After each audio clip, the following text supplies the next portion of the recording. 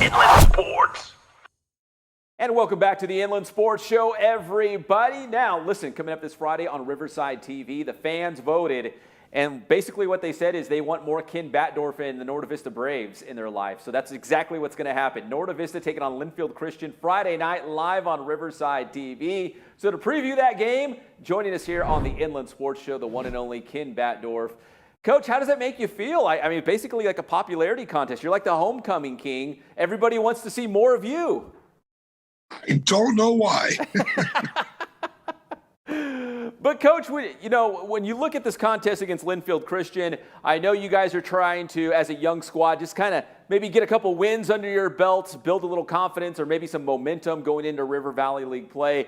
But, for a younger squad, how important is it that you guys do some things well and, stay positive as you make your way through, the non-league games? Huge. Because we are so young and we make young people mistakes. We're starting a lot of sophomores and a bunch of juniors, a couple seniors here and there, but I'm really proud of the effort our kids are making and the improvements we're seeing. So that's a huge thing for us.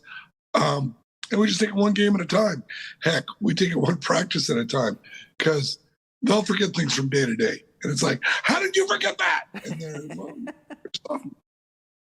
You never yell, though. You don't yell, do you? Yeah, well, I used to have a whole different voice. Then I started coaching, and somewhere around 5 to 7 years ago, it's gone. Oh, well. Coach, going back to, last Friday, I know it was, wacky weather, of course, pouring down rain, even out in the Coachella Valley, out in the desert, but you got a nice win on the road against Rancho Mirage. What did the Braves do well in that victory that you're hoping continues, it carries over into this week against the Lions? Well, we survived the rainstorm, and you can't really tell how wet it was there. It was really wet. And there's a young man who just came out of nowhere, Brian Temple, and we'll call a play, and all of a sudden he'll run the other direction and score a touchdown. And I told him, Brian, we don't do that. But if you run the wrong way and score, we'll take it, So it's one of those things where he's new to football. It's his first time ever playing high school football, and he's done really well. But he's improving. Our line's making vast improvements, and our defense has really stepped it up and played a lot better. And I think that's a big part. Our defense is playing so much better. I'd like to see that continue. Offensively, with the rainstorm, all we really could do was run the ball. I mean, we tried a couple passes, but they never got their own. I mean, we fumbled 2 of them, and I think the other one, our quarterback scrambled for about 30 yards. So hopefully we come out and be a little bit more balanced. Yeah, not that you were going to throw anyways, right? But but at least like to have the option. In week 1, we threw 15 passes. So we had a plan to come out and throw. And I still would like to. We have a couple quarterbacks that can zing it. It just the timing of it all we're not quite there yet. So eventually I would like to be able to throw, but if we can run the ball and run successfully, anybody that knows me knows that we're going to keep doing that. So, we'll see what happens. Well, Coach, you got Richardson. He's a great running back. And now you add Temple in the mix, which I didn't even know if this is his first year playing football. I looked him up. I think he's averaging like 20 yards per carry. So like a diamond in the rough. I'll give you all the credit for putting him out there at running back. Well, actually, in game 1, I'm going to give Brian the huge credit. Then I'm going to blow him up. We threw him 3 or 4 passes, and he dropped all of them. And one thing I can say about the kid, he's got a ton of heart, and he was our scout team running back. And I'm like, gosh, man, look how well he runs. And one of the other coaches actually said, hey, what if we put him at running back? And then there you go. You know what? But I look at, at least since I've been in the IE, like since, the last 10 years, 11 years, you always seem to have tandems at running back. You always have like 2 great running backs. And I go back to last year, Carvajal and Elaine. Like I always feel like you got a great running back, but usually you have 2 great running backs you can count on. Is that correct? I don't know if it's that or just luck. I mean, I'll be honest. I look at our freshman team and I'm like drooling because we got 2 great running backs there. You may have heard of their names, Lane and Henderson, but good Lord, I mean, it's luck. And like this year, we thought it was going to be Demarion most of the time, and then out of nowhere is Temple. So part of it's scheme. We have a really good line, and our kids are going to be outstanding as they get older. And, we're going to make some mistakes and just hope for the best. Hey, don't sleep on Iosefa, man. That guy's a monster. Just give him the football.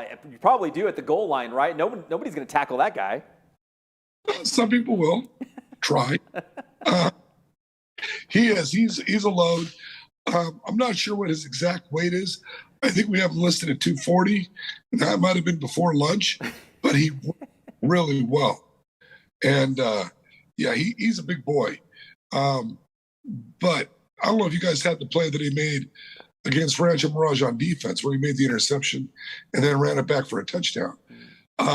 His balance is amazing. Jump up, tip a pass, catch it as he's running over their quarterback, and then running it into the end zone was pretty impressive. And again, that's just athleticism. And he's a huge kid. So he's only a junior. He's going to get even better. So again, the future is really bright. But right now we got to concentrate on, hey, let's be successful right now.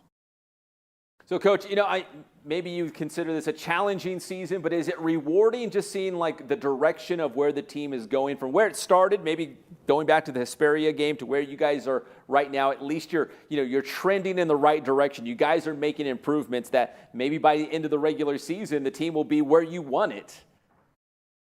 Well, as a young team, we're going to improve every week. And if we don't, then I'm doing something wrong. So I'm really proud of that. Our kids are buying in. And I called it the COVID culture. A lot of the kids, when they were freshmen, they didn't get it, didn't really get much. They came into Norte Vista, they played their season, and then our off season at Norte Vista is real serious. But they didn't get it because we went, dark. And then their sophomore year, we didn't start till January? And it was different. Then they had to go play Frost Soft. So then their junior year was kind of realistic. But by now, for us, a lot of our kids had left. They stopped playing in general. So we were only a few seniors left. And I compliment all the other programs that kept their kids. For us, kids started getting jobs, supporting families. And it's hard for me to argue with that. So, you understand, but hopefully they come back. And if they don't, they don't. We didn't get many kids back. So for this class, it's really tough. So I expect us to keep getting better, though, and, we'll see what happens. All right, finally, Coach, we'll end it like this. You got Linfield Christian on Friday, live on Riverside TV. What do you think are the keys to victory for Novi on Friday? Well, first off, Linfield Christian might be the best coach team in the NAIA. I know their record won't reflect that. But when you look at what their coach does, Coach Burns down there is an amazing coach. He does great stuff. And you look at the scheme and it's like, for me as a coach, I look at it and it's like, watching artwork. It's just amazing what he does with his kids. So for us, we realize we have to eliminate the mistakes. I know that's the cliche. He's always going to have his kids in the right spot. He's got 8 that go both ways. So they get tired. We just got to do what we do and eliminate mistakes, and we'll be fine. Well, Coach, listen, I always appreciate the time. Best of luck on Friday, and we will see you out there at the game live on Riverside TV. Lions and Braves coming your way at the end of the week. Thank you, Coach Batdorf. Really appreciate it. Now, is Gorham going to be there? Unfortunately, yes, he will be there. You know what? You compared him to a couple, I guess, movie figures. I don't know if that's safe to say from in a text message. I'll have to share that with him. That was pretty funny. That was good. Well, bro, I mean, if you look at anybody from our era, saw the Addams Family, they knew who Lurch was, and they knew Uncle Festus. Yeah. And that's Jeff Gorham in a nutshell.